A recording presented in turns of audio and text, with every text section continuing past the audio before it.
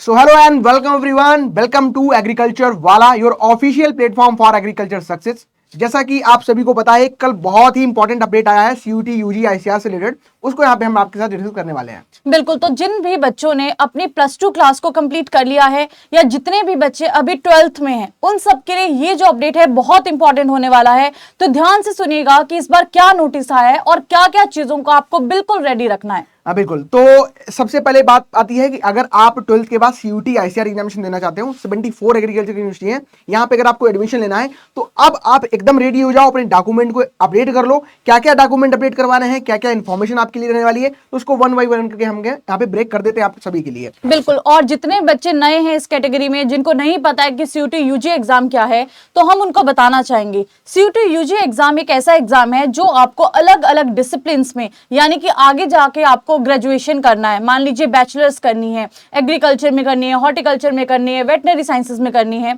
तो इसके लिए आपको एक एग्जाम देना पड़ता है जिसका नाम है CUET UG एग्जाम। CUET की फुल फॉर्म की बात करें तो कॉमन एंट्रेंस एग्जाम या यूनिवर्सिटी एंट्रेंस एग्जाम है, जो कि अंडर ग्रेजुएट कोर्सेज के लिए किया जाता है। अब जैसे आप अपनी +2 कंप्लीट कर लेंगे, उसके बाद आपको आगे जाके एक नई फील्ड लेनी पड़ेगी। तो जितने भी बच्चे एग्रीकल्चर की फील्ड में जाना चाहते हैं, वो सारे बच्चे इस एग्जाम को जरूर दें। और बाकी जितने भी बच्चे इसके थ्रू अलग अलग कॉलेजेस में, DU हो गया, BHU हो गया, अलग अलग अच्छे अच्छे कॉलेजेस में जो भी एडमिशन लेना चाहते हैं, उन सबको CUET UG एग्जाम देना पड़ता है।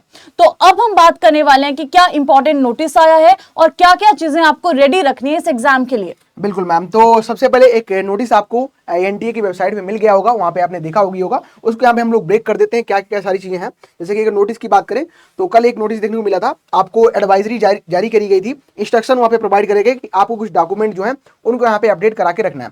उनमें क्या क्या चीजें आपके पास अपडेट होनी चाहिए उसको यहाँ पे देख लेते हैं। नोटिफिकेशन अगर आप देखोगे तो नोटिफिकेशन जो बातें लिखी है वहाँ पे हमने उनको यहाँ पे ब्रेक कर दिया। पहला तो यही है कि जो आपका नेशनल टेस्टिंग एजेंसी जो आपके NTA है, जो कि आपकी JEE मेंस का एग्जामिनेशन कराती है, नीट का एग्जामिनेशन कराती है, वही बॉडी आपका जो CUET UG ICAR एग्जामिनेशन वो कंडक्ट करवाती है। इसके अलावा अगर यहाँ पे हम लोग देखें, ये मैम इसमें डेट भी हमें बता दी गई है कि मई 2026 में ये आपका एग्जामिनेशन आपको देखने को मिलने वाला है। यानी कि अगर आप अभी से अवेयर नहीं हो, आपको BSc करना है और आप 74 यूनिवर्सिटी में अगर किसी भी यूनिवर्सिटी आपकी कोई गोल है, आपका BHU लेना चाहते हैं, आप IRI लेना चाहते हैं, आप कोई भी JEE पंथ लेना चाहते हैं, कहीं भी आप अगर स्टेट या सेंट्रल यूनिवर्सिटी में एडमिशन चाहते हैं तो बाकायदा आपको ये एग्जामिनेशन देना पड़ेगा। बिल्कुल, और इससे रिलेटेड जो डिटेल्ड वीडियो है बहुत जल्दी आपको हमारे इस चैनल पे भी मिल जाएगी। और इस डेट को बिल्कुल मार्क कर लीजिए, मई 2026 में आपका एग्जाम होने वाला है। जितने भी बच्चे अच्छी से अच्छी यूनिवर्सिटी टारगेट करना चाहते हैं, अभी से अपनी तैयारी शुरू कर दीजिए। और क्लियरली CUET UG ने बता दिया है कि आपका जो एग्जाम है वो मई 2026 में होने वाला है। वेबसाइट की बात करें, ये वेबसाइट को आप नोट कर लीजिए, ये जो हमारी वेबसाइट है, इसी पे आपको जितना भी एप्लीकेशन फॉर्म है, जो भी इंफॉर्मेशन है, वो सारी अवेलेबल इसी वेबसाइट पे होने वाली है। बिल्कुल। दूसरे हम अगर बात करें यहाँ पे डॉक्यूमेंट की, कि जो आपका सबसे इंपॉर्टेंट रहेगा आधार कार्ड। अब आधार कार्ड में आपको अपडेट क्या करवाना है कि जो भी आपकी 10th की मार्कशीट यानी कि 10वीं की जो आपकी मार्कशीट है, उसमें जो इन्फॉर्मेशन दी गई है उसको अपने आधार कार्ड पे अपडेट करवा लो। आप किसी जनसेवा केंद्र पे जाओगे या किसी भी आपका जो आधार जहाँ पे करेक्शन होता है, अब तो आप ऑनलाइन माध्यम से भी खुद से भी करेक्शन कर सकते हो, लेकिन ये करेक्शन जो आपको फॉलो करने पड़ेंगे, ये आपकी जो 10th की मार्कशीट है उसके अकॉर्डिंग आपको यहाँ पे आधार में अपडेट कराने हैं। वही आपका जब काउंसलिंग होगी, जब आप फॉर्म फिलअप करोगे तो डिटेल वहाँ पे आपको फिलअप करनी है। बिल्कुल, जैसे फॉर एग्जांपल अगर आपका नाम मान लीजिए सक्षम शर्मा है, तो आधार कार्ड में आपने शर्मा नहीं लिखवा है, लेकिन 10th की जो मार्कशीट है उसमें शर्मा लिखा हुआ है, तो आधार कार्ड में आपको शर्मा ऐड करवाना पड़ेगा। वैसे कई बार क्या होता है, फादर्स नेम में हम क्या करते हैं, कई बार इवन स्पेलिंग मिस्टेक भी हो जाती है, कोई लेटर आगे पीछे हो जाता है।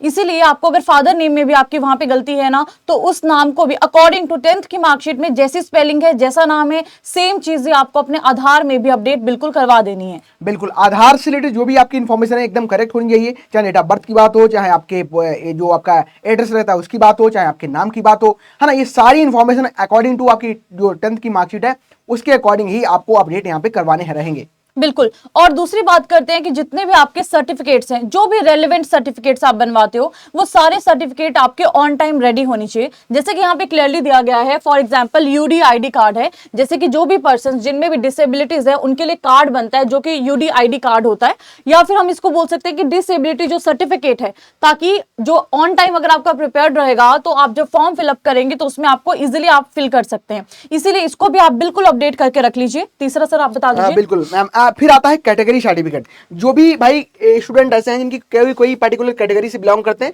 चाहे आपका ईडब्ल्यूएस कैटेगरी यानी कि जनरल के स्टूडेंट, इनको 10% का आरक्षण मिलता है, ईडब्ल्यूएस उनका सर्टिफिकेट होता है, वो भी अपडेटेड होना चाहिए, पुराना नहीं चलेगा, अपडेटेड करवाना है। यानी अगर अपडेट नहीं है तो अपडेट उसको करवा लो, है ना। तहसील पे जाके आपके जो लेखपाल होते हैं उनसे आप उनको बोल दो कि वो आपका जो कार्ड है उसको अपडेट कर देंगे और सारी इन्फॉर्मेशन आपकी करेक्ट जो आपका ईयर है उसके अकॉर्डिंग हो जाएंगी।